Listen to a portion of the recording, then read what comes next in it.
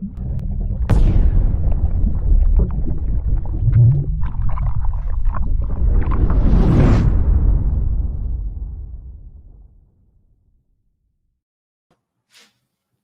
what's up, everybody? How you doing? I am tuning in here for a water cooler chat. So obviously, as I mentioned, I think last week, we are coming into to our kickoff of 2022. We as a company had kind of our all hands yesterday, where we basically touched base on what our goals and plans are for this year to kind of uh, uh, uh, make more of a concentrated effort into some specific methodologies around the industry. We talked a little bit about where the industry is going. We also discussed some of the individual products that we're focused on, how we're going to be successful, growth plans, and etc. So I think that today, unless there are questions here at the end, I'm going to actually go ahead and do a presentation similar to what I did with the rest of the team. This is not exactly the same thing that we went over yesterday. We had about a 2-hour call, all hands yesterday. So this is going to be a heavily reduced version of that. So I'm going to go ahead and drop that in here, and we can talk a little bit about what I think is relevant to the community as we focus on the year ahead. I think that so I'll just go ahead and just dive right in. So kind of the main driving force here behind us is going to be our culture. I think that's going to be a primary focal point we have going into this year. It's something that I want to permeate through everything that we do, all the products that we have. And, from my perspective, it's why we're here today. Mutual respect for each other, trust. By building an enduring culture, we're going to have a more enduring company. And you take a look back at the early days. We've been around since 2018, for those of you that aren't aware. You take a look back at those early days, and we had a lot of very challenging discussions in very public fashion. And I think that by addressing those directly, not saying, oh, we'll figure that out later, or not saying things like, oh, that's not true, and basically instead leaning into the problem of, hey, you've identified a real concern. It's on our list, or we're going to add that to our list and work towards that. I think that's been evident since we first began the company back in 2018. And I like to think that a lot of the products that we build today embody that as well. So this is going to be a big thing that you hear us talking about throughout the year. You're going to hear a lot more about company values and what the focus is of a product in relation to the values as well. So getting into some of the most basic, this is a really basic question. I just asked somebody this the other day of their own company. What problem do we solve? Why are we here? I think that's a question that a lot of crypto companies specifically shy away from. But from my perspective, Web3 is extremely fragmented, complex. It's hostile to those looking to participate. What that means is you go into the crypto space, and there are a lot of islands. There are a lot of people that are out there that have come in as a blockchain, and they are trying to attract users to their blockchain. Transactions is what they want. They're in a deadlock competition with other blockchains. And what that does is it puts them in immediate contention with other blockchains, typically. Some are friendlier than others. Then on the other side, you have projects. You have AMMs that have a rewards coin, and they're chasing after APR. And that does the exact same thing. It deadlocks them with their peers. So, it puts them in a position where they're constantly chasing money and value and APR. And what that does is it tunes the conversation into we're better because we're more. But the problem is, what if the what if the waters move and your boat drifts away a bit? Like in that conversation becomes more challenging to have. It's not a stable position to build a company on. And then finally, you've got your individuals, your what does Mike call them? He calls them I forget what they're called. It's something offensive, anyways. But like you basically have your extremely smart people that are focused on building something themselves. You have your people that run your arbitrage bots, that run their custom solutions, their farming solutions, and things like that. And typically these guys are building awesome solutions, but they don't want anybody else to have it. And what that does, yeah, there you go. He just messaged me. He calls them brilliant jerks. But like basically you've got these people that are out there, and what they do is they build great solutions, but those solutions, they want to keep them to themselves. They're not looking to improve the entire industry. They don't see that a rising tide raises all ships. And we're looking to build solutions in this fragmented space to not participate in that part of the ecosystem. So how do we do that? We build innovative solutions that are effective, designed as simply as possible to address that problem. They're communicated concisely, and they're marketed with our values in mind. We're looking out at the landscape and saying, how can we actually better the entire ecosystem? Now, we've had some successes. UpToken is a very simple solution, I would say. It's a very interesting rewards token that doesn't that is probably more sustainable than some others. There are some drawbacks to everything that we do, but I think that things like that definitely embody our focus, that we're trying to build simple and effective solutions. And getting into this year, that's really going to be our MO. So I think that coming into probably starting in February, you're going to start seeing a significant shift in our marketing efforts. You're going to see a significant shift, maybe away from product-specific marketing and more into values, what we're here, what we're trying to do. And as you see launches of new products coming out, you'll see this is why they're doing that. This is where their mindset is. And we've been working in this way for some time. I'm just preparing for those of you that are listening in to the concept of things are going to come out a little bit differently in the near future as a result of this. So this is subjective. This is my kind of hot take on this, and it's debatable. Let's go with that. My perspective, the state of the industry, it's full of there are a lot of startups here. There's an extremely low barrier to entry in starting a business in the blockchain crypto space. What that does is it makes it kind of more challenging to differentiate. If you're not in competition with somebody else, it's almost impossible to differentiate yourself. You've got a lot of anonymous teams and what I would call non-provable solutions. So these are things like, oh, we're fixing impermanent loss in a way that maybe isn't as sustainable. You see what I mean? So things like that. And what that does is it makes for a lot of companies out there that have problems with sustainability of what they've built and primarily utility. But there are some awesome performers out there, and those are the more established.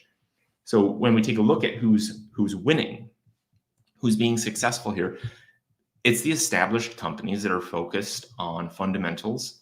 I think that's been very clear, and I think a couple of examples that I've been talking about kind of on repeat here for the last week or so are Uniswap and Aave. And I've got to take a look back. This time last year, Pancake, Sushi, these guys were eating AMMs for lunch. They were going to town. They had a very cool token economy that came in. It showed a lot of value for the time. And as a result, they both overtook the market caps of Uni and Aave. And it took a long time for, I think, the market to realize the true effect of impermanent loss, the true effect of a lack of communication and a lack of education. And what that did is it pushed retail out. It basically said, we're not going to focus on breaking down these walls across multiple blockchains. We're not going to focus on educating people. We're going to focus on just the APR.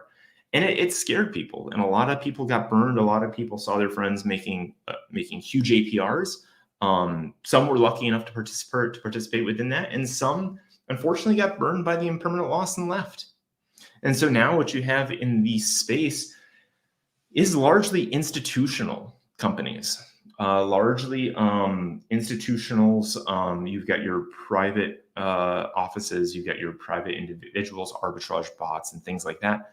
And as a result, both Aave and Uni rank far above Cake and Sushi. And I think that's because they focused on fundamentals. They focused on their fundamentals. They built sustainable solutions. They focused on their technology. Aave is kind of like the king of like tech in this space. They're doing some very cool stuff. And Uni has been very, very consistent in what they do and trying to innovate on this. It shows in the fact that most AMMs are built on their code base. So the other side of this that I would say is a lot of companies that are more established, they're not very agile. They've basically laid down these very deep foundations. We are the low transaction fee blockchain. We are the lending platform, things like that. And those are great. And some of those are going to be very successful short-term, probably long-term as well. Unfortunately, with this industry, and as you all know, I've mentioned it here before, this is a constantly changing space. And because the space is constantly in change, in a state of flux, those that lay down these really deep foundations can be trapped by them. So we've seen that happen. We've seen blockchains come out with multi-token solutions that maybe they're revisiting. We've seen people competing with EVM that maybe they're revisiting. We've seen staking be the hottest thing ever, go away completely, come back and be the hottest thing ever, start to go away again. You've seen NFTs come into existence. We've seen lending go from Oracle solutions that people started, having hacks on, to now a much more stable thing, and now back. Things move far too quickly to be anything but an agile company. And finally, outsiders. So a lot of technology leaders are starting to enter the space. I'm talking about tech space people. Andreessen Horowitz is raising tons of funds around our space and within the tech space. You've got Microsoft that's kind of taking a look at blockchain. You have Facebook completely rebranding themselves. So there are a lot of tech leaders that are looking at our space, and these are companies that are far more established than anything else in the blockchain realm. And then you have fintech that's starting to come in. They're taking a look and saying, hey, what companies can we invest in? What companies can we participate with? And those are the ones that they're starting to funnel liquidity into, trying to find rewards that they can get in, et cetera. So I think that fintech entering the space is, fintech entering the space is going to have a pretty profound impact. And kind of lastly put, legally viable companies are fairly rare in this space. Profitable. There are profitable companies that are out there, but most of them are not sustainably profitable. They're built off of token economies and things like that maybe are not long listing or long living. And few products are actually sold. There are some companies out there, Bison Trails and some of these other API data companies, the Graph, things like that are doing awesome things, but very few actual products are being sold in our space today. I think that's going to change. So getting into the product side itself, this isn't a way we've really talked about our business so far, and this is going to change this year. I'm very focused on the company and its values and us displaying those in the products that we build. So we have a lot of products out there on the market today. You have UTrade, UStake, NFTs, referendums, governance platforms, things like that, as well as UNIFI Token itself I would argue a product as well.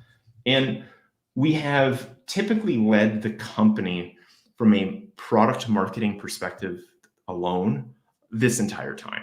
And what that means is the marketing that we do is TVL, new pairs, new blockchains, token access, governance, referendums, and things like that. Those are awesome, but they don't explain why we're doing those things. And I think that the why is far more important than the what at this time, because what that shows is if we know why governance is important to UNFI, it tells us like a lot more than like, oh, there's a new referendum out there. If we know why UTrade going to a new blockchain is important, it tells us a lot more than, but the TVL isn't so great.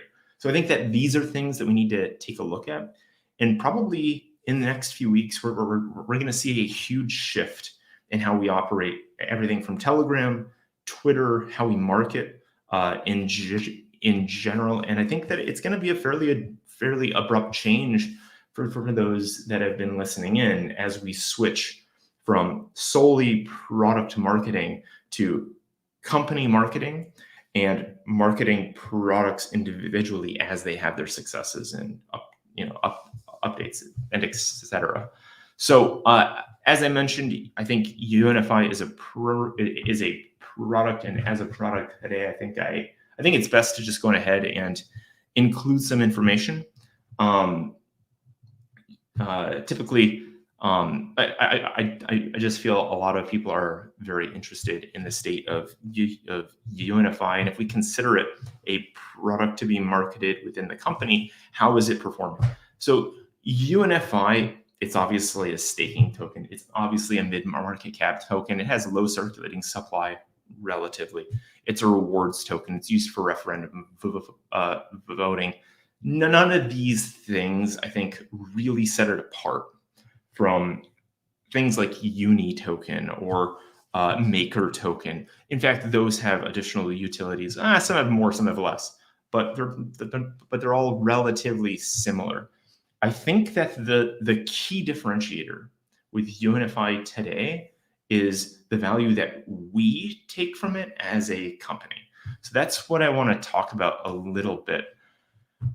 Is the UNFI token as a part of leadership here? So what do we intend for that? This is independent of the greater community out there. So from my perspective, it's the best possible way for us to improve security across the board.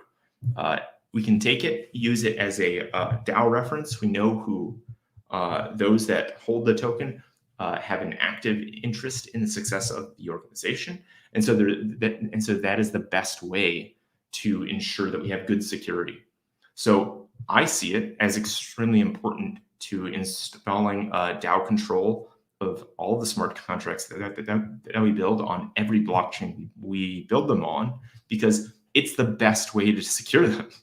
It's much more secure than a multi-sig or a private key that controls the deployment, things like that. This is sustainable. It's long-term. It's tested. It plays well with the SEC and things like that. So I think that true DAO control of everything we do is the goal. This isn't for people outside of this room. This is like for me. I see this as real value for us as a company. I think it's very important to us as a company. So second, it does enable some very unique utilities. These are things like the potential of cross-chain transactions, the potential of some additional rewards, ways to reward those that are more active and participants and things like that. It does encourage third-party participation because this allows people to kind of build on top of it, potentially participate in that governance, build solutions that layer on top of what we built to expand our ecosystem. It allows us to accept public guidance. People can come on in, vote. Referendums can have a lot more tangible action if we use this in the future. And I think that it's a good way for us to accept in to the company itself public guidance. It's a KPI. It's a fantastic KPI. It does allow us to see how we're doing, what the public sentiment is of us as a company, how we're performing relative to others. I think that that's a very important piece of it. And finally, it's here because it's what we believe in, right? We've all gotten into crypto for various reasons, and I like to think that our beliefs of decentralization are extremely important here. And I think that that's a very key piece of what it does embody as a company. So that kind of takes us through into performance. I just want to give a little update here. We are much more focused in operating as a well-structured and successful organization long term. I would not identify us so much as a cryptocurrency company as I would a tech company in the blockchain space. And what that means is we need to have a perspective that reflects that. So over the last year, we've been very successful in structuring ourselves legally, financially, from a tax perspective, a regulatory perspective, very well. We've staffed up in some very smart people here, and we continue to do so. And last year, we basically left the year with enough runway to sustain our success now and to expand into the future. So that's our goal for right now, and I think that our performance has this far has enabled that. And as we continue to succeed, our goals will continue to aspire. So I think that's a big focus. And that kind of wraps us up here, guys. I don't have very much else. I did want to give a little bit of a public insight into some of the things that we're talking about here and the way we're talking about them. I think a lot of this is going to come out. I've mentioned in the past, B2B solutions are certainly a focus. I've mentioned that building products that are of a much higher standard are a focus as well. So those are things that we're going to continue to build on this year. And the way that we market those is going to change a lot. So you should be prepared for that. And I'm very excited because it's going to open doors well beyond what we have today. So I'm going to go through some of the questions here, and then I'm going to wrap up. So if anybody has anything else, feel free to post a question. Let me just take a look here. So there's a question here about Unifi hasn't put up a bond for their ICX node after the change to Icon staking. Is there a reason for this, or is this information just inaccurate? So I know they were going to a bond system. We have not taken a single ICX token off since we've launched our node there. Every token that we earn, we redelegate. So it'd be my intention to use all of that as a bond. But obviously, if that's not happening now publicly, that's something that we need to look into. So we can go ahead and work on that. That's a good focus. I'm not sure if that's inaccurate or not. It could also be on our end, but that's not the intention. We intend to be a good partner to all of our blockchain partners. So something we're going to work on. And that is it, guys. I'm going to close this out here. Thank you all so much. If you have any questions, feel free to post them and I can address them in the near future. And I guess I'll talk to everybody soon. Bye.